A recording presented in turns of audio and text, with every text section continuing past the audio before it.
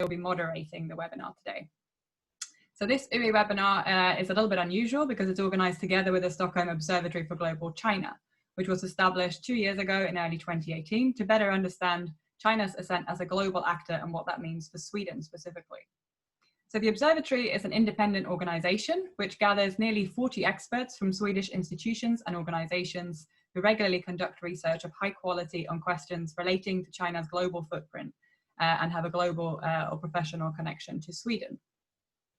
Beyond bringing together researchers and analysts, it also serves as a platform for collaboration and for knowledge sharing for actors in government, civil society, and the business sector. Today we have 6 speakers in total, and I'm going to introduce them in turn as they're about to speak. And after the presentations, we will also have some time for Q&A. So please feel free to use the chat function on Zoom to ask any questions you have during the presentations or during the Q&A.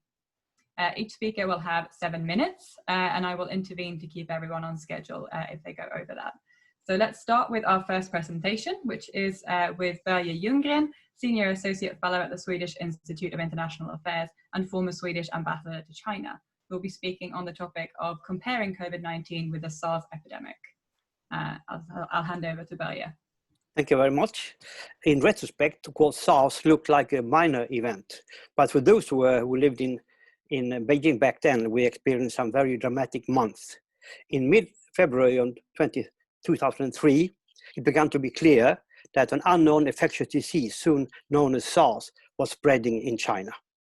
And a few days later, ProMed, an independent network, reported on an outbreak of atypical pneumonia in Guangdong province. There were 300 persons turned ill already, and out of whom 105 were staff, medical staff. And also the Swedish Center of Disease Control, Smittskyddsstyrelsen, reported on the 20th of February. But the disease was spreading. It was actually a super spreader, bringing it to Hong Kong. Also spreading in Vietnam, Canada, Singapore, but the Chinese government kept silent. And one reason was that there was a very crucial leadership transition going on after the 16-party Congress. And also there was an upcoming session of the National People's Congress in mid-March. So nothing must be allowed to go wrong. And spreading false rumors was punishable, of course. It took a long time before the WHO could get access of their own to assess the situation. That happened only in early April. And then, even then, the health ministry in Beijing said that everything was under control. There were only 30 cases in Beijing. But dramatically, things happened. On April 8th, a retired doctor at the hospital in Beijing, he said, how can it be only 30 cases in all of Beijing when there are 40 cases at my hospital, where I have my tea every day? And that became a cover story of the Time magazine. And a dramatic change, of course. Already then we knew that there were cases already in November in Guangdong. But then a people's war was launched against SARS, a total mobilization. Again, it was punishable not to report. The world was on alert, and the disease was contained much faster than many people predicted. Actually, by midsummer, it was over. There were then 8,000 cases total globally, and 800 deaths roughly, mostly in China and Hong Kong. So it was, it may seem like a limited kind of drama afterwards, but it was serious. The origin at that time was a kind of animal, a civet cat, sold in wet markets in Guangdong. You can see that more than 4 months passed after the first cases were known in November, and 2 months after there was an international attention from ProMed and others. So a lot of time was clearly wasted. If you then go to the corona, there are very clear parallels, but also differences. Also this time, most probably, it was a wet market in Wuhan, from where it was spreading. Again, there was silencing. We know of Dr. Li, the young doctor, the whistleblower, who expressed worries on December 31st, and was then forced to sign the contract, an assurance by the police not to spread false rumors. And Dr. Li, he died on duty a couple of weeks later. He became a major hero on social media, This is of course very different from 2003. Social media now can play a big role, that they are censored. And there were a lot of protests.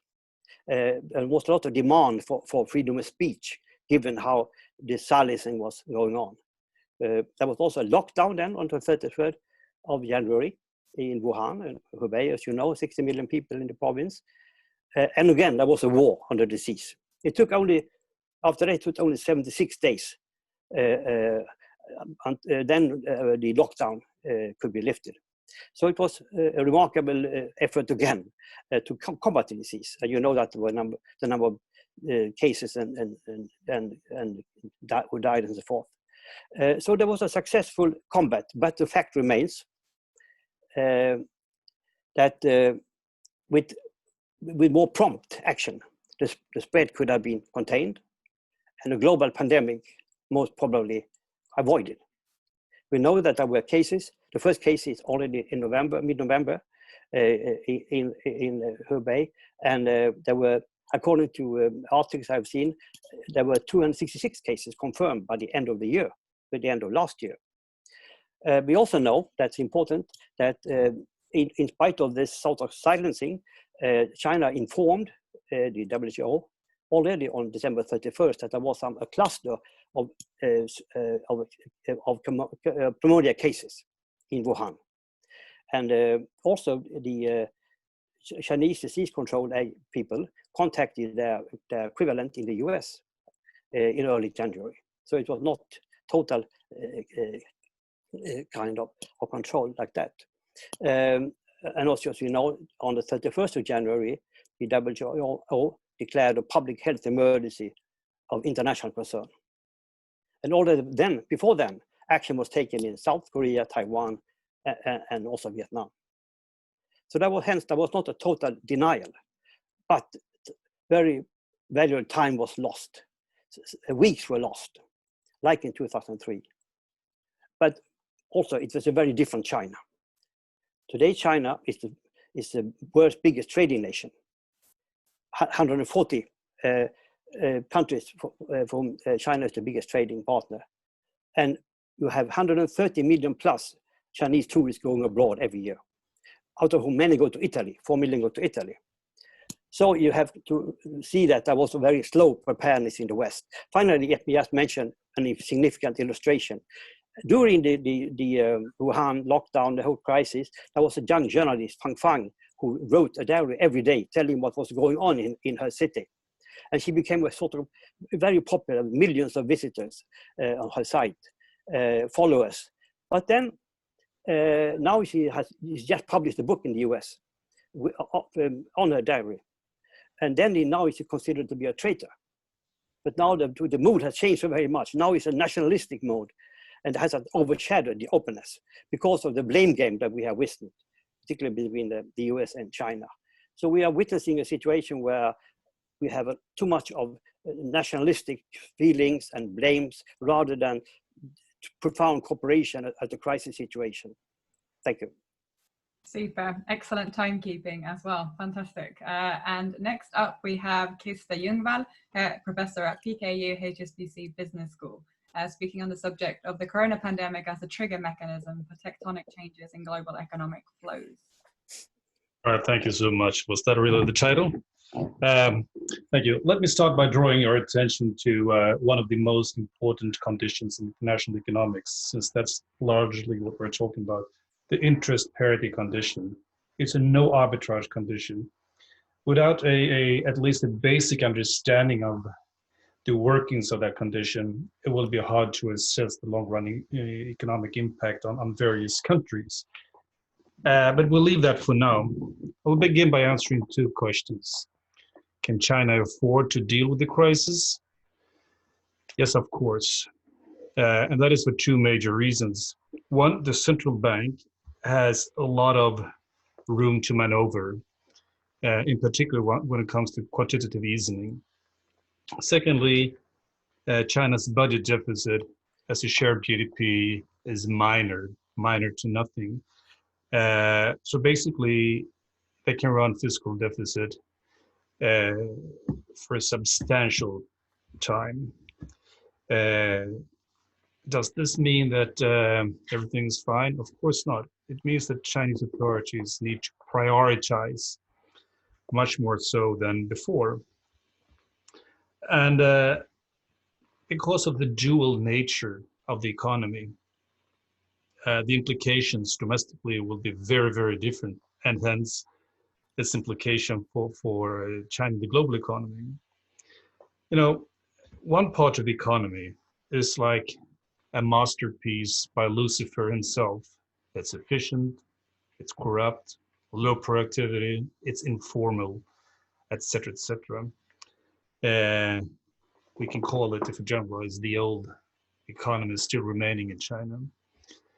That's where we see the hardest blow to the economic activities. We see thousands of unemployees, students graduating without finding a job, companies being bankrupt, going out of business, and so forth. In that part of the economy, we will see some really tough priorities from the Chinese side. And that's also where we will see or read about, you know, massive layoffs and so forth. But that is a little bit irrelevant for what's going to happen in the greater perspective, because the other side of the economy is a very dynamic, knowledge-driven economy, although within the framework of the Communist Party. It's an economy that is driven more or less at the technical front. A lot of foregoing activities. This is the sector which China strategically will prioritize. And we mentioned this.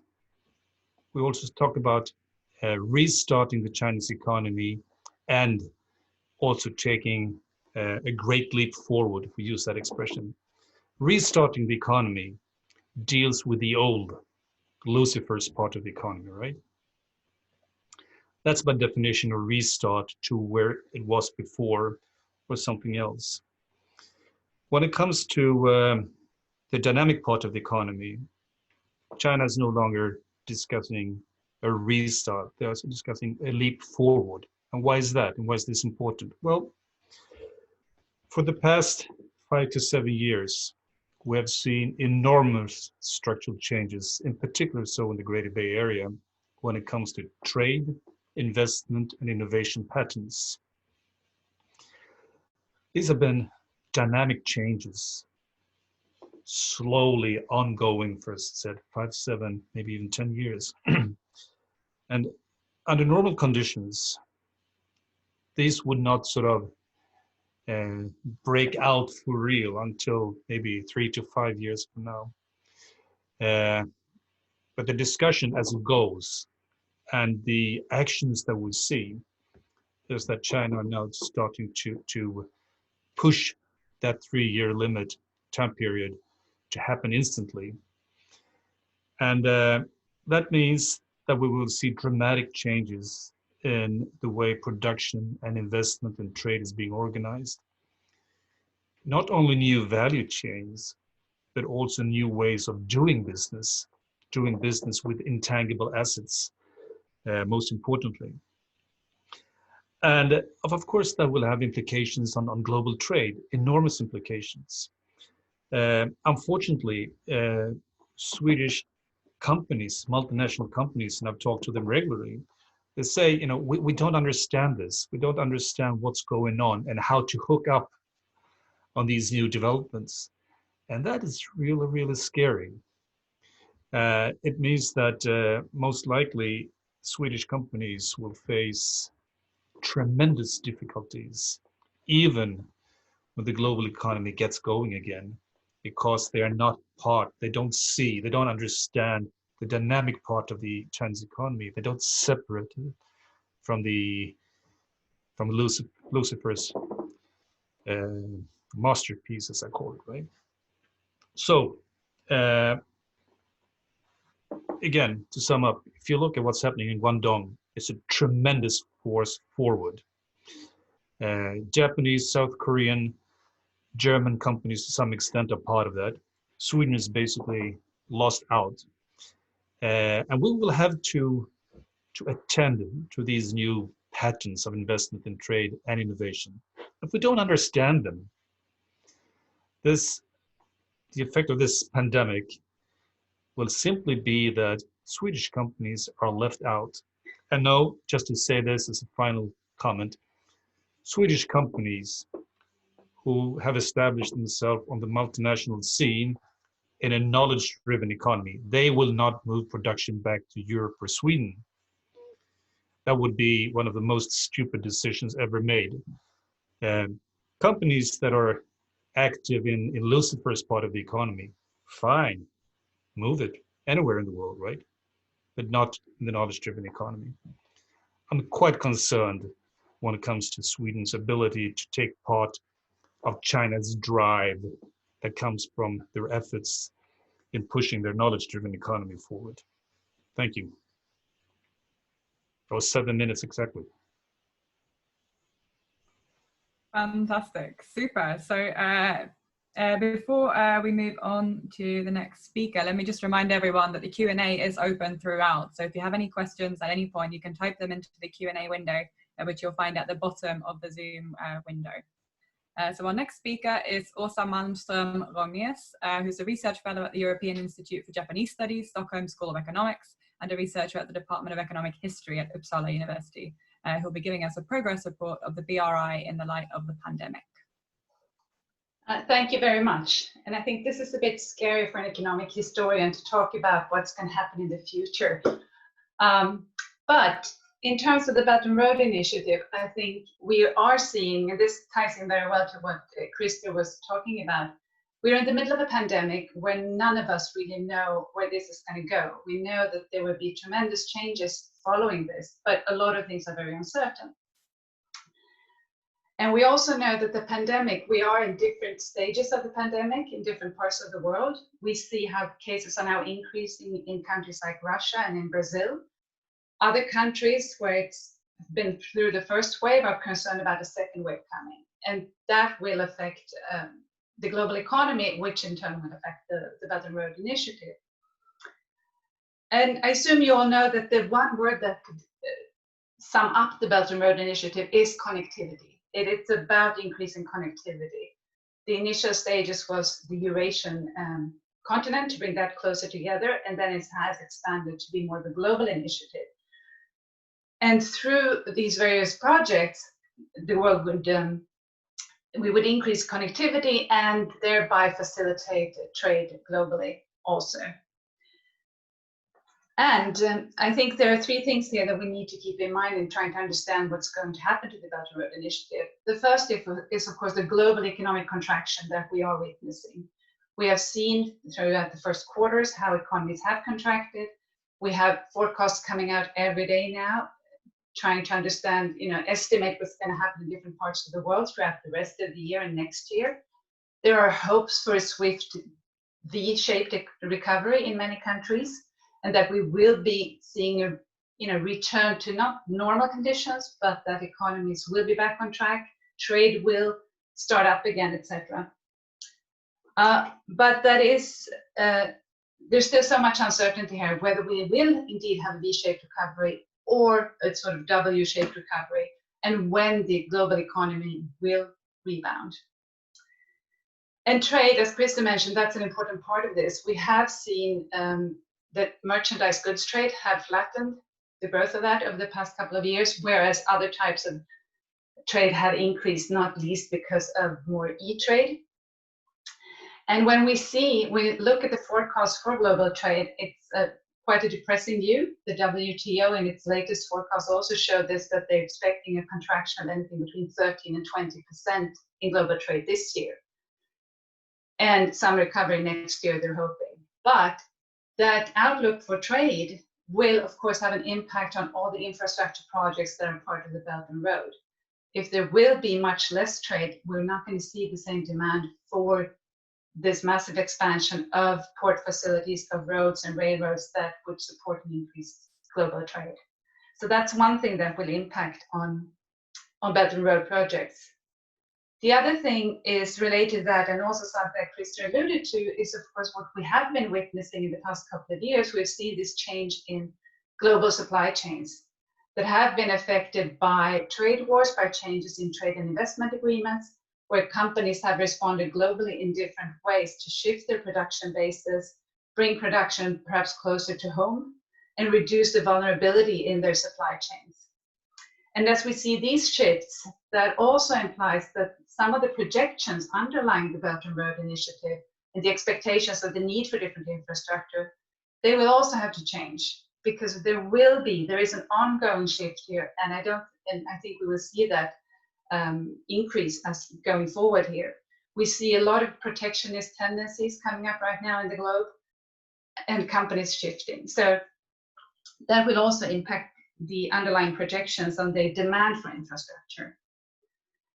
The third thing is something we've been talking about before in these seminars regarding the Belt and Road, and that's the buildup of debt in many countries.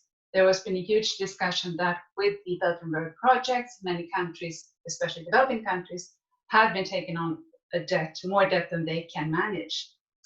Now, leaving sort of the Belt and Road loans aside for a bit, if we look at the global buildup of debt, we know that there are a number of countries that are in perilous situations. We have seen now in the last couple of weeks here how the IMF has extended emergency support, different types of emergency support to a number of countries. We have the World Bank and other multilateral banks responding quickly with loans and grants to developing countries to manage the situation. And we see the G20, the Group of 20's initiative here for debt suspension of debt payments for a year. Now that debt suspension doesn't mean that any debt is rescheduled or canceled, it's just being pushed forward. And we have seen how a number of middle-income countries, they are now struggling to come up with fiscal stimulus packages. So taken together, this means that a lot of countries now, in dealing with the fallout of the pandemic, are not keen to take on a lot more debt. The debt that middle-income countries and a lot of countries take on will be used for direct fiscal stimulus, basically. So I think we can see that there will be much less appetite, if we can use that word, for taking on debt for the Belt and Road projects. It will most likely be pushed further into the future. And since we could see some demand for some of these infrastructure projects going down, I think those two things go hand in hand. And this also means that there will be a new role for China in terms of managing these debts, as there are some pressures here to reschedule debt repayments, and China is a very large bilateral creditor. That would be a completely new role for China also to become a main player in these discussions. So far, these discussions have been, from China, have been working on a bilateral basis, not in the multilateral fora, but there will, depending again on how this plays out with the pandemic and how the situation unfolds, I think there's also be more pressure on China to come into the multilateral fora for debt talks. And there's even if they move on bilaterally, this is a new role for China globally to become a major player in managing the debt situation.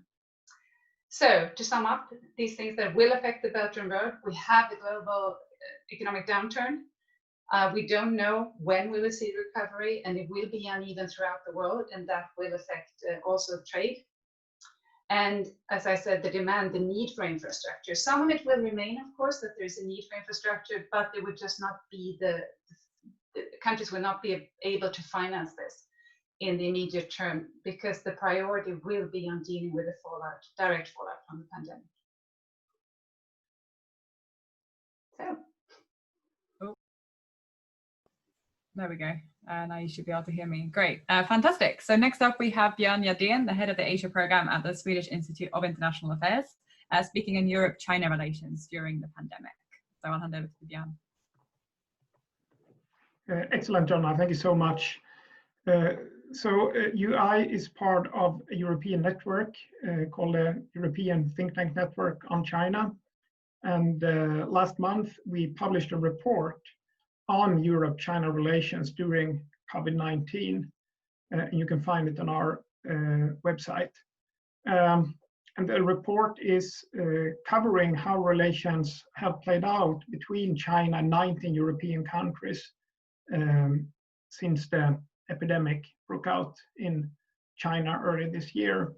So I will present some takeaways from this report as I understand it. So the first is that China's public diplomacy in Europe has been quite active during the pandemic. Chinese diplomats and representatives have tried to promote China's response to the pandemic as a model for the rest of the world, including Europe, to learn from. China has also emphasized its support to Europe during the pandemic. However, we have also seen many instances where Chinese representatives have responded to what they see as perceived criticism against China during this pandemic. Many observers believe that we are seeing a shift, or at least as long as the pandemic has lasted, we have seen a shift in how China communicates with the European public. In short, we have seen a harsher language, more aggressive criticism sometimes, and this is something that has been noted in Europe. So if we talk about the impact of China's public diplomacy during the pandemic, we don't really know yet, but so far I would say there's few signs that it's an obvious PR victory for China so far.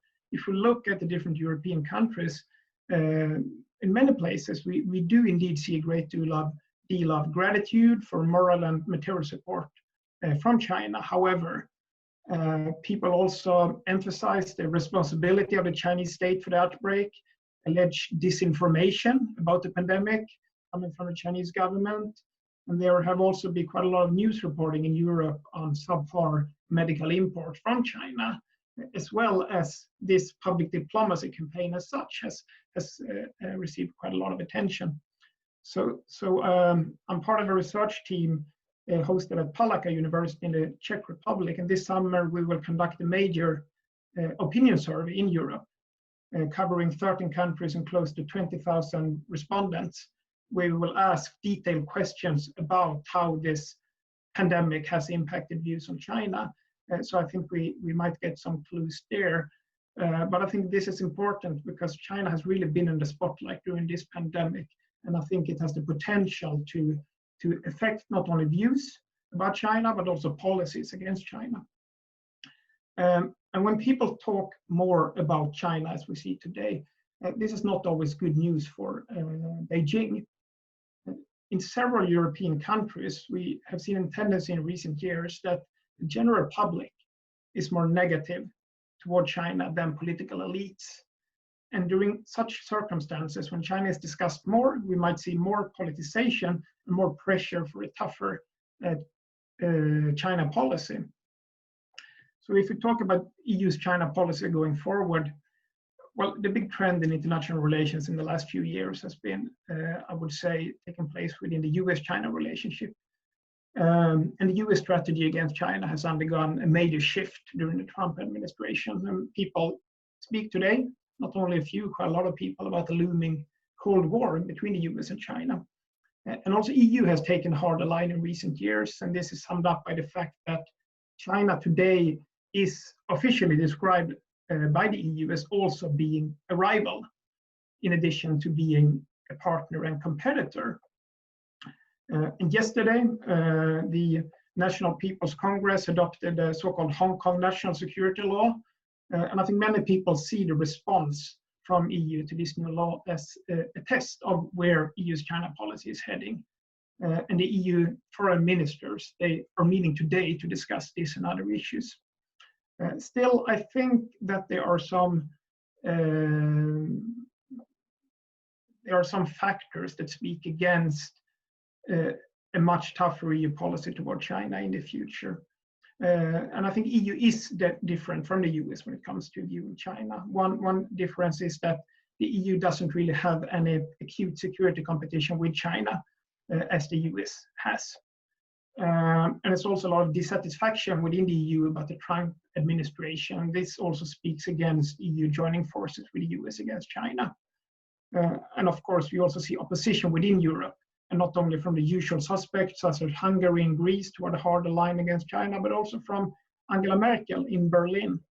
And finally, and my last point, the economic crisis currently plaguing Europe induced by the pandemic, I think will be seen as an argument by many European policymakers that we need to collaborate with China economically and multilaterally when we are trying to recover from this pandemic and the crisis. Thank you. Great, thanks, Björn. Next up, we have Richard Giassi, lecturer and senior research fellow at the Institute for Area Studies at Leiden University and associate researcher at the Stockholm International Peace Research Institute, speaking about the consequences of the pandemic on the long-pending EU-China Comprehensive Agreement on Investment. So I'll hand over to you, Richard. Hello, everyone. Well, I hope that I greet you in good health and spirit. Well, the third decade of the new millennium has begun with incomparable global tumult. I'd like to discuss will this tumult, specifically the pandemic, impact the long-pending EU-China Comprehensive Agreement on Investment? Quite a mouthful. I'll refer to it hereafter as CAI. And 2, will the EU and China reach the end of the decade with as much interest in mutual trade and investment as they express today? 7 years. That is how long negotiations will have taken if the CAI concludes at the end of this year. The agreement would bilaterally eliminate discriminatory laws and practices for investment. Put more simply, the deal grants investors from both sides greater access and predictability to invest and better protect their ventures. Now, the CAI is quite an accomplishment and exemplary of the progress booked on trade and investment between these two Eurasian economic powerhouses since 2013. Now, even when considering the sluggish pace that has characterized negotiations, the agreement would replace no less than 26 existing bilateral investment promotion and protection agreements, also known as BIDs, so between China and EU member states. Still though, essential items, specifically market access for European companies, are still left on the table. And a fair share of this requires more significant political commitment from Beijing. Now, COVID-19 restrictions may affect the CAI timeline to a minor degree, but I would argue that the need for the agreement is more urgent than ever. Why? Well, in most countries, the pandemic's dawn is gradually and tentatively. There's no major second wave. We could conclude that it's coming closer at least. But the pandemic has clearly caused a major setback to the global economy. Therefore, boosters to the economy are even more welcome than before in China and in the EU. However, since the pandemic hit Europe in early 2020, I think the EU may have developed some different views on how to run and protect industries and sub-industries that are deemed strategic. Well, look, I don't see the pandemic necessarily as a historic turning point, nor will it reverse the overall trend of globalization. I say that EU-China trade and investment relations will continue to boom. I don't think there should be much doubt about this. Yet the pandemic has exposed, among other things, the strategic need for indigenous supply chains, mostly of pharmaceutical and medical supplies and all the key materials that go into these. For example, an alleged 97% of all antibiotics in the US come from China. Now, strategically, this is just sheer folly. So what will happen inevitably between the major powers you're specifically referring to China and the EU, is that trade and investment will open up for less strategic industries, yet become more select, much more protective for strategic sectors. And I think that this will reflect in upcoming CAI negotiations. China has pursued policies to protect and promote strategic industries such as media, telecom, energy, and healthcare for decades. And for China, it's been a prudent choice. As a newcomer to the forces of globalization, you could argue that China simply had to. But today, China has caught up and in small cases even surpassed the US and European technological lead. Now, the strive for greater autonomy of select industries that since long is pursued in China and increasingly in the US under the President Trump administration will also grow structurally in the EU. I think that this is inevitable after the pandemic. In that sense, the pandemic has really acted as a wake-up call. But mind you, a more selective stance on trade and investment is not single-handedly brought about by the pandemic. It was already the case when China, led by Huawei, introduced 5G. The frenzy around China's 5G telecom technology lead is a prime example of competition over who sets the standards in a digital transition. Now, we live in an era where neither the US, China, nor the EU wants to go to armed conflict with one another. Thank God. Therefore, competition proceeds mainly through the economy and directly tied to that technology, CAI or no CAI.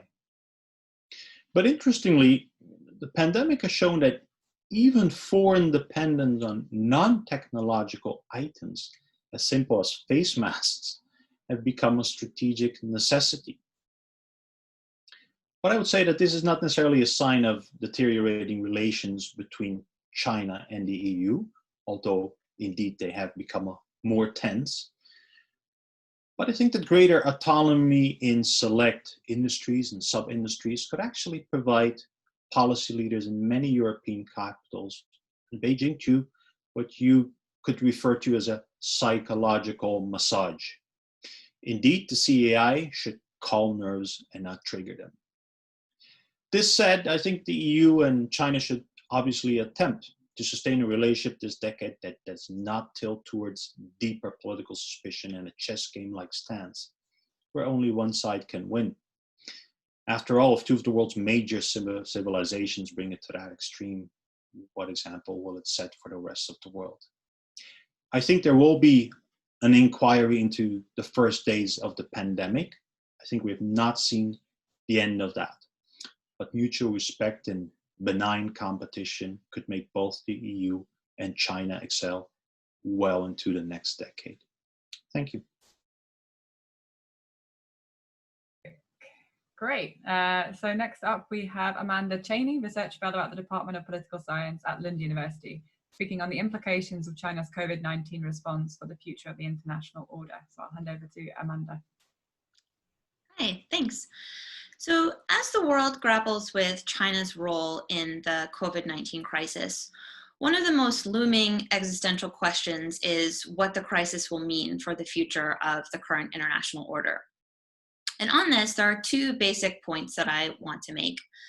First, the COVID-19 crisis will undoubtedly lead to change in the current international order, though perhaps not for reasons commonly assumed. And second, the COVID-19 crisis will not help China become the top global leader instead of the United States. Currently, no country, let alone China, is poised to emerge as leader of the post-coronavirus world. So on the overarching question of whether or not the COVID-19 crisis will lead to change in the current international order, the short answer is yes, though not because of a Chinese master plan to seize this moment of distraction to impose their vision of global order on the rest of the world.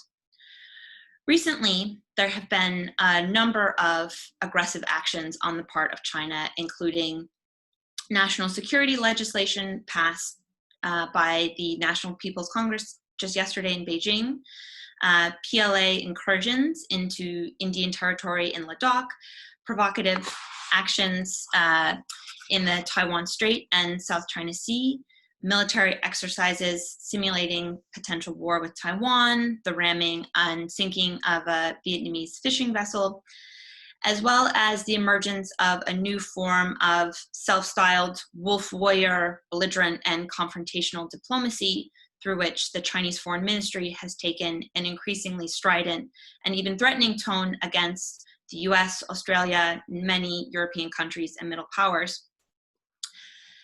Additionally, the COVID-19 crisis has brought new attention to China's increased role in global governance.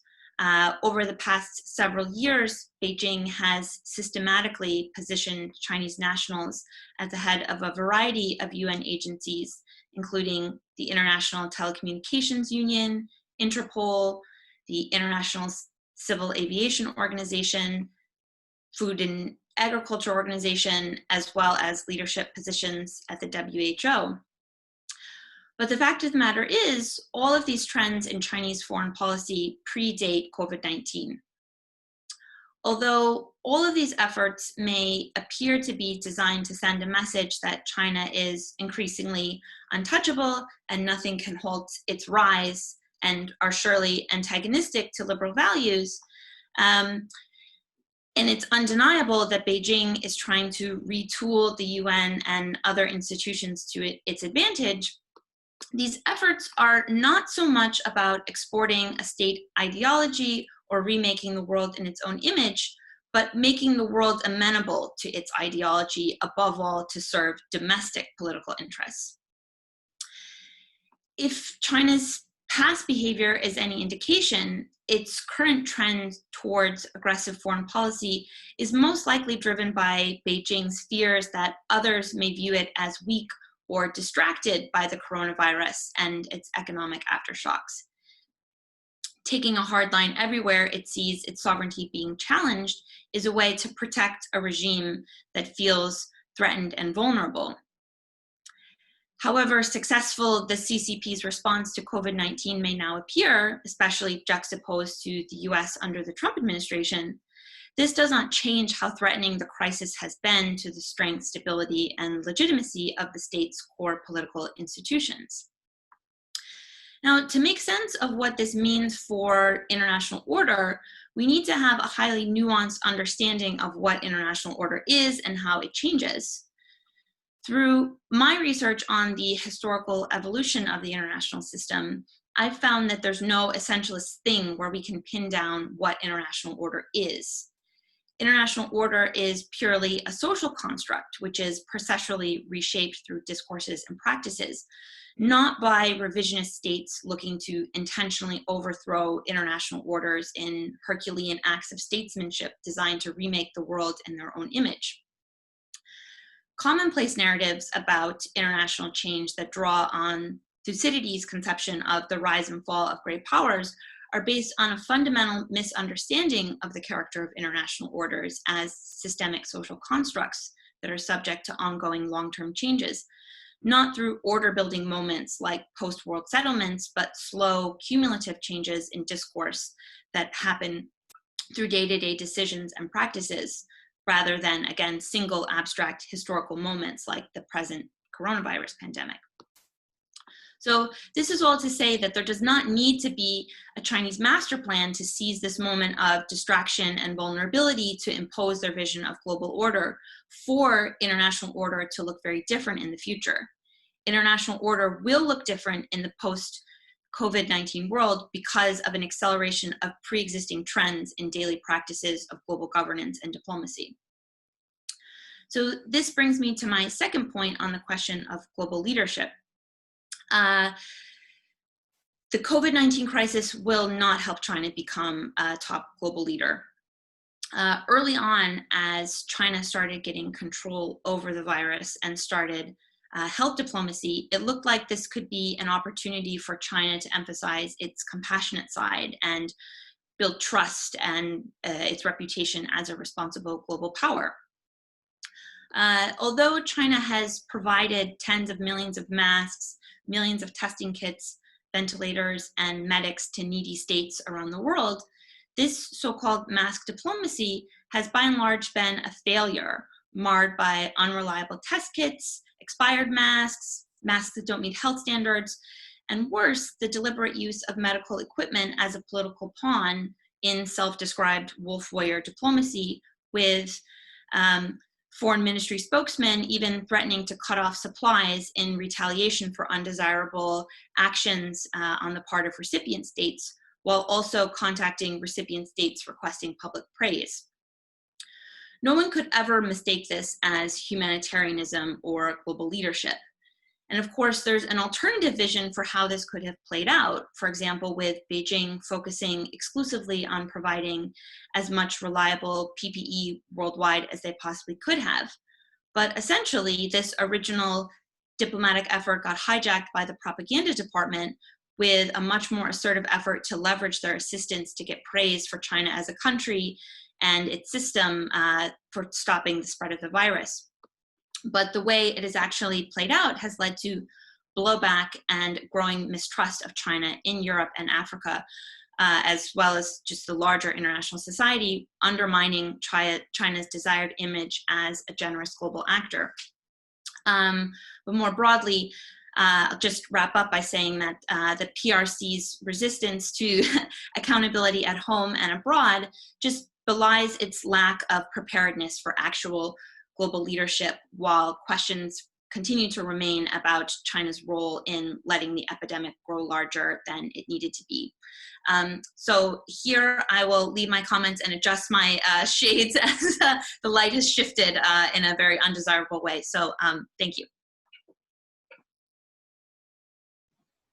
Fantastic. We've got some great comments and questions coming in already. So I've tried to group these under broad headings because some of them are a bit overlapping, and I think that will make sure we can address as many as possible. But I think perhaps we'll start with one of the earliest questions and see if panelists can put their hand up if they have anything to say specifically to weigh in on this. If I don't call on you directly, that would be great, and I'll keep an eye on the screen. So this is a question from Anton Gille. Has your view of China or the CCP changed during the course of the coronavirus pandemic? And if so, in what aspect? And I thought I would start with Björn, if that's okay. And then if anyone else wants to weigh in, give me a hand and I'll... Well, I think in many ways, the Chinese government has responded to this whole episode largely as could have been expected. From the attempts to control information about the outbreak, silence those who put views out in the public that the Communist Party thought shouldn't be out there, and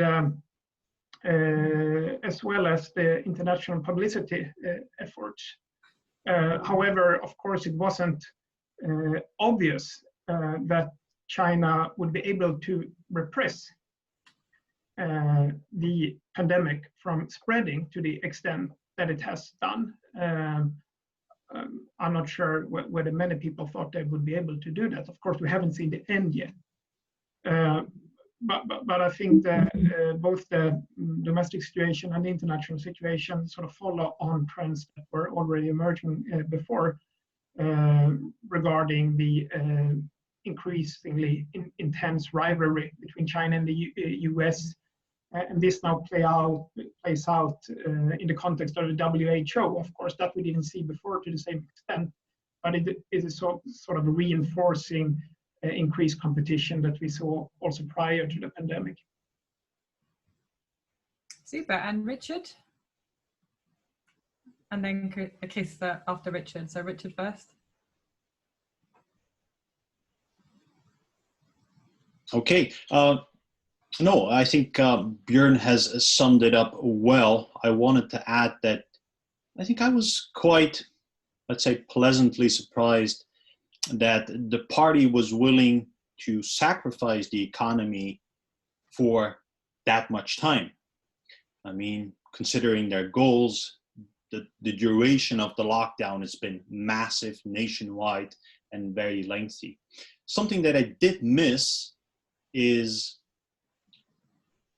somebody should have stepped up, internationally speaking, that is. Also because or you would expect that perhaps for the US or President Trump to have stepped up. But I think this was an opportunity for President Xi to step up and give a message to the world. So look, the virus first spotted in Wuhan. A couple of missteps at the beginning. We're investigating it, but it has broken out. This is how we're tackling it. It may work for you. It may not. Be very careful. It depends on your own national policies and perhaps also guided by the WHO. But a message like this at the beginning of this year, for instance, I think would have carried a lot of weight and a lot of goodwill as well. Missed opportunity, I'd say. Super. Krista, I think you had something to say on this as well. Okay, unmuted. I have to say that in some senses, I've been quite impressed about how the Communist Party, CCP, reacted. I mean, the attention paid to decentralized decision-making prior to the close down and during the close down, how to organize the restart and the leap forward. That's not very much discussed internationally. That has involved, strategically very advanced discussions involving hundreds of foreign representatives, the least. One of the few countries that did not participate was Sweden. I have to say, from that respect, I'm quite impressed of how they reacted from an economic perspective. Great. We have quite a few questions, many of which I've grouped under BRI. So I think I will jump to Åsa now, if that's okay. If we start with, perhaps, we have a question for Yao Jiankuo about China's new military budget, asking if China keeps prioritizing things like the new military budget, is that going to squeeze out the Belt and Road Initiative and similar big projects? And likewise, we have a question about the last government work report by Li Keqiang on Friday, which barely mentioned about the Belt and Road Initiative. So what is the future of the Belt and Road Initiative in a post-COVID-19 world? Well, as I said, I think the future of the initiative, I think it will have to change, because a lot of the underlying projections to the need to expand infrastructure, those will change because of the economic contraction, the contraction of global trade. And even when we see an economic recovery, I think we'll see different patterns of trade. And those, as I said, I think are connected to the shifts we see in global production and in supply chains. So I think one has to reevaluate, and some projects may well go ahead, some will not go ahead, some will be postponed to a future date, is my guess. Whether Belt and Road will be squeezed out, I think that this is sort of the same thing here. Priorities will shift. Krista also alluded to that for the Chinese government and for all governments. There will be a change in priorities that will necessarily impact the allocation of government funds. What will government think is a priority at this stage and going forward? So there's an awful lot of uncertainty when we're talking about this now, but I think we will see a shift in priorities, and that will impact the Belt and Road Initiative projects to different degrees, I have to say. Super, fantastic. So we have also a series of questions on Sino-Sweden relations in the current climate. And perhaps we start with a broader question of what will be the impact on Sino-Sweden relations of COVID-19. But we also have a more specific question from Sun Chia at SIPRI, addressing the fact that the current Sweden-China relationship is perhaps the worst it's been, and asking what kind of mistakes both sides have made in the past several years and what we might do to recover this after the pandemic. I don't know who would like to jump in on that, maybe Börje? Like I could. Certainly, it's a fact that Sino-Swedish relations have turned worse, and that there is not much reason to hope that they will improve in the near future. And of course, we have specific reasons like the Women High kinds, but we also have China's behavior internationally, illustrated by its tendency to use sharp power the way they do now. There have been many examples mentioned here, and a way of sort of educating other countries and leaders, and instead of showing any kind of modesty. And you may think that now, given their obvious strength, they should be able to think more broadly. But the mood is in China is deeply nationalistic. And that is also a way that the party can strengthen its power. There was a bit of a crisis in the beginning of the pandemic, as we discussed, with all these reactions on social media. But over time, I think those people in the world, academics who have said that this has really shaken the whole leadership and made China weaker. But I think that is wishful thinking. I think it's only that China is becoming a firmer, more repressive actor, and feels that they can get away with it. And we are a tiny actor in this context, and it's a tremendous clash of values, you may say. As illustrated by recent event between Sweden as a very open country where with a very free kind of press and so forth, and the idea of the Chinese leadership and government and ambassador here that one could correct and tell media what to say and what to do. So I think that there is a deep divide also culturally. But again, we depend on China. We cannot address climate change and even the pandemic and so forth, and the recovery without involving China. So to just simplify and to kind of blame tendency that we see so often, especially in the case of Trump, it's too primitive, much too primitive. Great. We also have a series of questions on supply chains. Not sure who's best suited to take those, but if you give me a wave if you're interested as I give you a few questions. I thought Richard would be a good start. So firstly, we have a question on to what extent do you think companies will actually leave China, and will we see a restructuring of supply chains? But we also have a question about dependence on supply chains related to medical equipment like PPE. So if you could speak to some of that, Richard, that would be great. Sure, thanks. Well, look, in regard to the question of supply chains or businesses, I think I read leaving China. Businesses necessarily leaving China? No, because it is such a vast market of over 1.3 billion and still growing, still booming. So businesses not necessarily. Supply chains select, but look, China has been able to build up, create, and tweak and almost perfect very complex supply chains. And the complexity of these, the level of these, the reliability of these cannot just easily be emulated elsewhere. For some industries, yes, and you do see that happening. Select manufacturers moving, for instance, to Vietnam. But by and large, especially for advanced products and output, it's not that easy to find a replacer. Now, specifically in regard to the question on medical supplies, and also the reason why I raised it is because this is so strategic.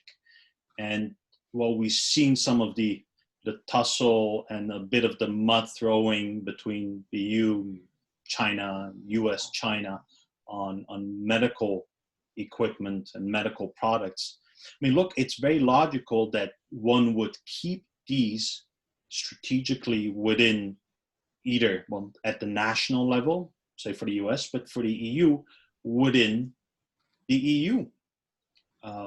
Like-minded countries, certain agreements, certain securities, shorter distances.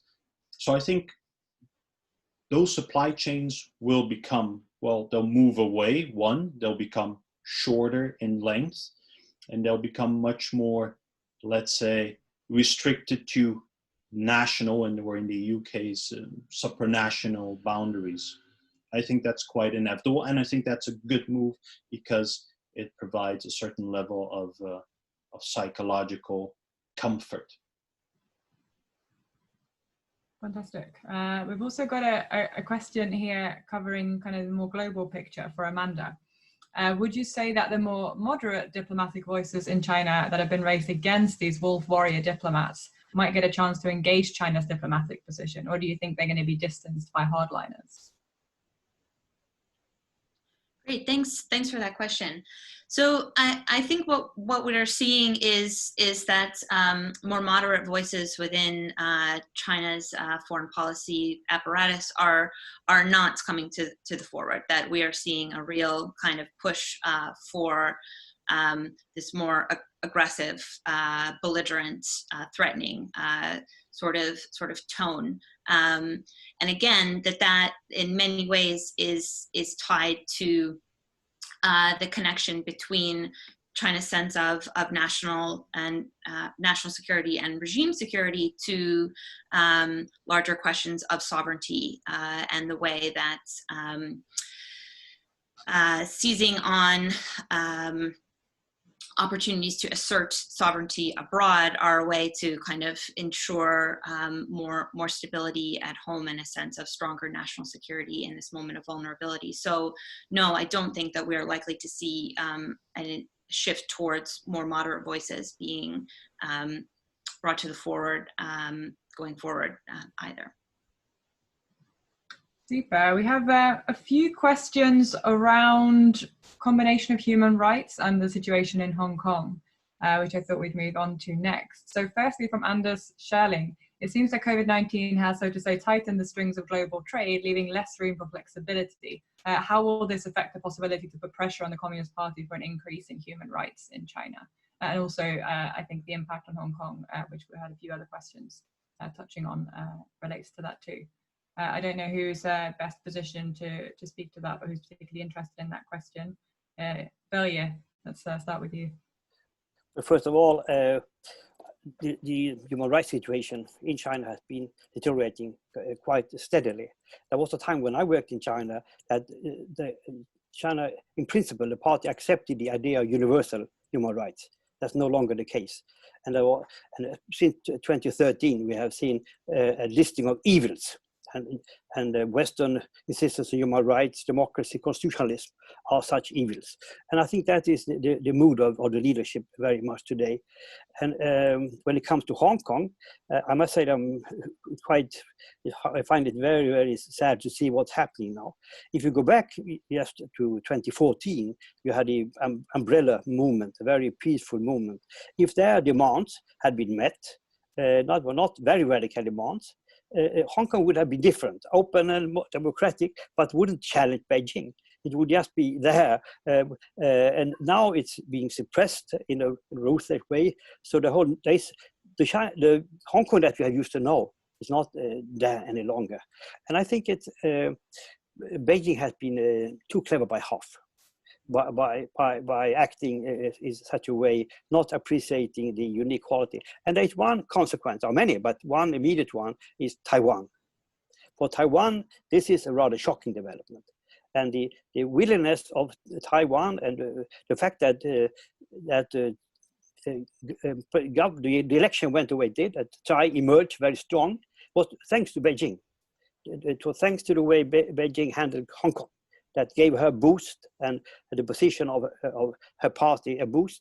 So again, I think that Beijing is asking a tough way, as the power tends to do, but it's not promoting its own deeper interest and international and global role. Super.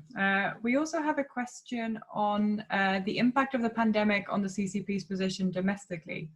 The questioner, who's anonymous, asks, can one say that the pandemic has strengthened or weakened the CCP's position domestically? Krista, how about you? I'll be rude and just follow up on Börje's comment first, because that's quite. I waved my hands. Didn't see that. You know, to kill a myth. That's the only thing I'm going to do. I agree with what Börje said. There's a lot of discussions about how dependent mainland China is from Hong Kong. That's a myth. China's dependence on Hong Kong as a financial intermediary and as a business intermediary, investment intermediary, has decreased significantly just over the past 3 years. And the number of financial institutions doing transaction from the mainland in Shenzhen, for example, is increasing by the day. And there are also new systems in place as of this year, 2020, for doing international currency transactions, etc., etc. So from that perspective, how sad it may be, China has sort of more power to be tough on Hong Kong. That situation with Taiwan looks a little bit different. But back to the question,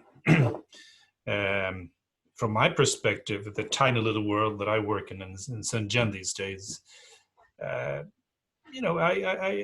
think it's more or less as before. The Communist Party is somewhere out there, in a sense, untouchable, but always a part of society or everyday life. I don't think it has changed that much at the aggregate. We might see micro evidences of demonstration clashes and so forth, but no, not really. No major changes. Any other thoughts on potential impacts of COVID on the CCP's position? Yeah, Björn. Just a short follow-up. So the rule of the Communist Party, it's not built fundamentally on popular legitimacy. It's built on control and repression. So when something like this happens, that is fundamentally new, it creates new risks. And we don't know exactly what those risks are. That's why they're risks. But the environment is evolving. And in that sense, I think perhaps I wouldn't say that CCP's rule is weaker, but I think it has the potential to create new risks. And some of those risks, perhaps the party is not totally prepared to handle.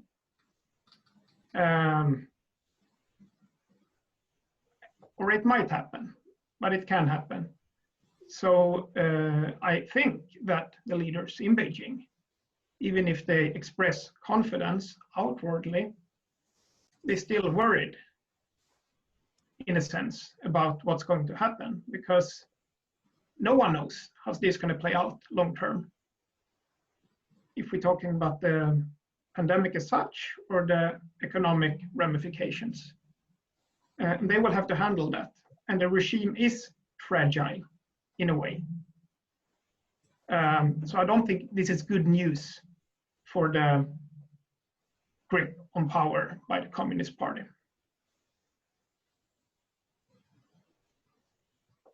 Super. We have another question about the global power balance in the kind of wake of the current crisis. So is the emerging power vacuum a new status quo, perhaps in order to sustain business as usual from a GDP point of view? Perhaps if we start with Amanda, what do you think? Yeah, so another great question. So I think that global policymaker, or I'm sorry. So I think that the lack of clear global leadership certainly is a sign of the times in terms of where things are at the current moment. You know, this idea of a G0 world that has been floating around for a while.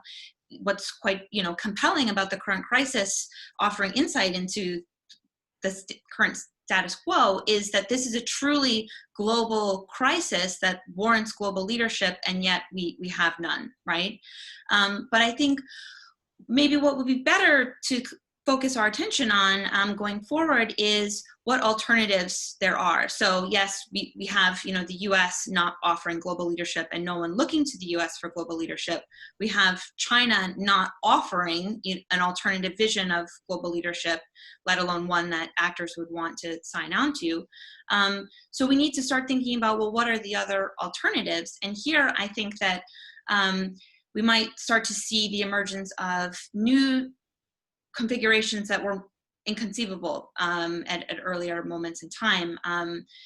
And this certainly has important implications for Sweden, coming back to one of the earlier questions about current Sino-Swedish relations. with so many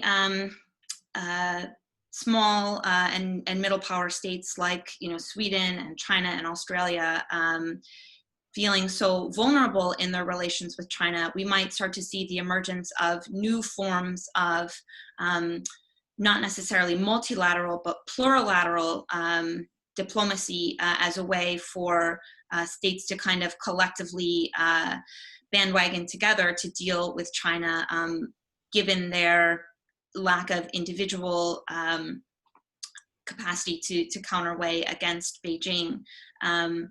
But that has yet to really emerge, but something to, I think, keep an eye out for in the future. Yeah, Belligerent? I think that when it comes to a country like Sweden, of course, the only actor that can be of real relevance here is the EU. And the EU has to develop a more coherent policy. And there have been some tendencies, but of course there's also a lot of dilemmas to be resolved. But also in the current G0 situation, I think that EU has to be very progressive force when it comes to major issues like climate change and so forth. And I must also say, as a final point, that when in the situation that we have seen evolving, I've been quite disappointed by the way Western democracies have been able to handle the whole situation, have been able to handle the pandemic and so forth, the poor, slow response and so forth, inadequate. And of course, that is a kind of asset for Beijing that we have leadership like Trump and so forth, and not being so completely inconsistent in its action. So I hope that also this crisis situation will make a commitment to democracy, values, global development, major issues, global common goods stronger.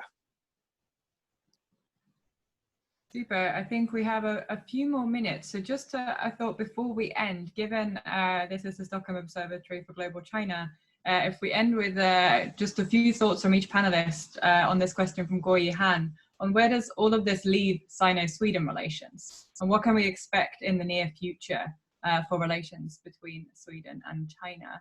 So perhaps if we go in speaker order, Belligerent, if you don't mind starting. There's no reason to make the Sino-Swedish relations worse than they are. And by immature kind of action, it has to be considered that it's a very complex, comprehensive relationship. And but I think we should consistently develop our policy. We should also be an active part of the EU, as I mentioned. But one should not be confrontational in a way that doesn't correspond to its capacity to act. But we should be rule-based, having a clear commitment to values, international law, and so forth, and realize that China matters. Super. And then Krista? I agree with what Börje is saying, but on a more strategic level, we need to, considering what I said initially, that part of the Chinese economy is extremely dynamic and are now making leaps forward, not restarting. Considering that, Sweden, that goes for politics as well as businesses, we need to ask ourselves, where will China be 10 years from now in terms of this new economy, and how and what should we do here in order to make ourselves competitive in that new situation that will come upon us, whether we like it or not. Åsa? Thank you. Well, I think I agree with Börje that as Sweden, as a very small economy, I think we need to collaborate within the EU framework much more and join forces to continue to work for continuation of the rules-based system that has benefited not only Sweden, but global development for many, many years. And I think also when I look at it at the perspective I'm looking at China's role in many other countries in Southeast Asia, and also the perspective I raised earlier with many developing countries now having a very tough time, I think there's also scope here to increase the dialogue and work in a multilateral fashion to support developing countries through this time also. And here I think Sweden also has a role to play. Thank you. Björn? So the trigger for the deteriorating relationship between Sweden and China in recent years has been the fate of Gui Minhai. And this problem is actually harder to solve today than it was half a year ago, in the sense that Gui Minhai was sentenced to 10 years in prison earlier this year. And the Chinese government says that he is no longer a Swedish citizen. So the Swedish position and the Chinese position, those positions have drifted further apart. And both sides blame only the other for the problem. So in that sense, I think it will be hard to find a way out of this worsening relationship in the near future. And the Chinese ambassador to Sweden, he wrote a text commemorating the 70 years relationship between Sweden and China just a couple of days ago, I think. And he emphasized people-to-people exchange between Sweden and China as a way out of this. But the problem there, in the sense of relying on people and people exchange, is that it's actually more on the local level in Sweden that you see a harsh response to China. I think the central government is quite pragmatic, but several municipalities and regions are severing ties with China. All the Confucius Institutes in Sweden will be closed down soon. And from the Chinese side, they have imposed unofficial sanctions, or actually official sanctions, on Swedish culture in China. Swedish movies have been banned in China, and so on and so forth. So I think both on a diplomatic level and on the people-to-people level, it seems that we can accept a trend where the relations might be quite bad. I think they might find ways to solve sort of the diplomatic issue, but I don't think the relationship will go back to where it was, let's say, 2015. I think we're seeing a new type of relationship going forward. Super. And Richard?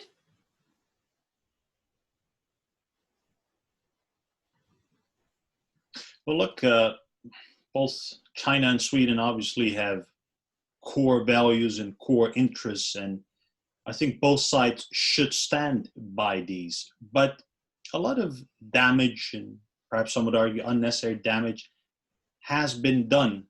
And it is time for a swift repair of this damage, but in a more friendly, in a more understanding fashion, I would say. Mind you that events such as these, the longer they take, and they've taken very long now, they trickle into and they set into the national psyche, the psyche of the people. And the Swedish people, the Chinese too, they now have formed quite a negative image of each other's countries. Now, to erase this again is very hard, but the longer you let this kind of simmer and marinate, the longer it's going to set. And that, I think, is very unnecessary and potentially very dangerous too. Amanda?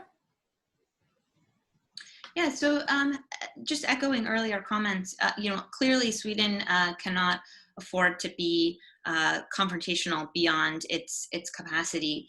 So I think going forward, again, Sweden needs to continue to look for opportunities for cooperation and collaboration with other like-minded states, whether within the framework of existing institutions of global governance or perhaps taking a position of leadership within groups of like-minded states for the development of new forms of global governance and institutions that can better respond to the existing state of global order in which we lack clear leadership or values from any single actor, which would have the power to implement a vision of global order going forward.